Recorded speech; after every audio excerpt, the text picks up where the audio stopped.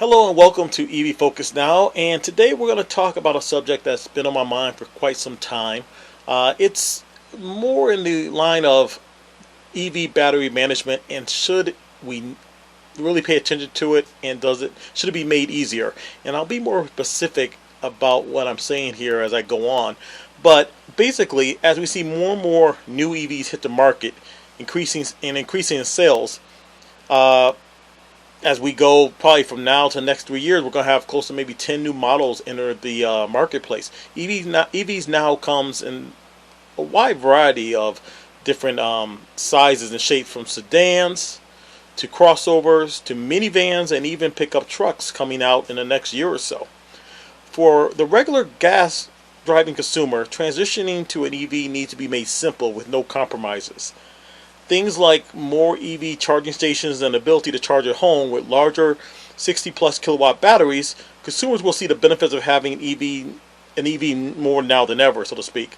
Not to mention no oil changes and very little maintenance for the life of the EV, which I think that as people transition over, they're going to see how valuable that is to have a low maintenance car and no oil changes, no piston changes, no gaskets, all those things. However, for the more experienced EV enthusiast and driver like myself, and maybe you as well as you're watching this, we are all aware of battery management guidelines, like not charging to 100% every day, watching how many miles per kilowatt your car consumes for efficiency, and how cold and hot temperatures can reduce the range. This is something that the average daily gas driver looking to convert over to EV might not think about or want to deal with, which I totally understand. The consumer just wants to get in the EV and go like they would a regular gas car.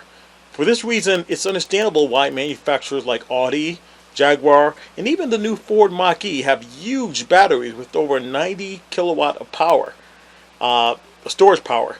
But the range and efficiency of these vehicles don't match the size of their batteries. And they don't match Tesla. In many cases, Tesla has smaller batteries in some of their vehicles with much better range than the higher 90 kilowatt batteries that we're seeing Audi, Jaguar, and Ford put into their vehicles. Now, a lot of this is just Tesla is king of batteries and battery technology, and they are 5 to 7 years ahead of the other manufacturers out there. So that makes sense. But that being said, I think Audi, Jaguar, and Ford are doing the right thing by having bigger batteries, as I believe they are thinking of the average consumer, and that they are not going to remember to learn or want to learn about battery management or even care about how many miles per kilowatt hour their car uses and get. They want to, basically get in and go. So by making batteries larger, they are building in a automatic 20 to 25% buffer, and never making sure the pack is never full. So the consumer can just charge as much as they want, plug in, charge to 100%. They will never damage the pack over time, as they really will never use a full pack. Even though it may show fully charged on the LED screen, these manufacturers probably assume getting their current customer base to convert to EVs must be simple and provide less thought. For those who understand EVs a lot more, and they're in the workings like me and you possibly, we understand how to manage the battery. But the average consumer that's going to convert over doesn't want to think about those things. Let's think about think about your sister, or think about your grandmother, or even your mom, so to speak, who may want to convert over to an electric car.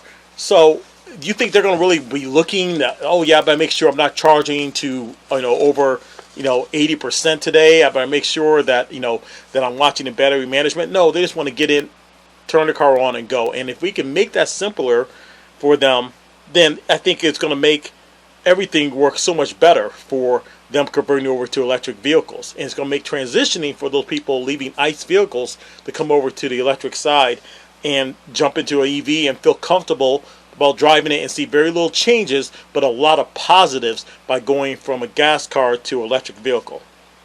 Anyway, that's it. Please put your thoughts and comments below. Remember to do the same on my Instagram and Twitter. Love to chat with you on there as well.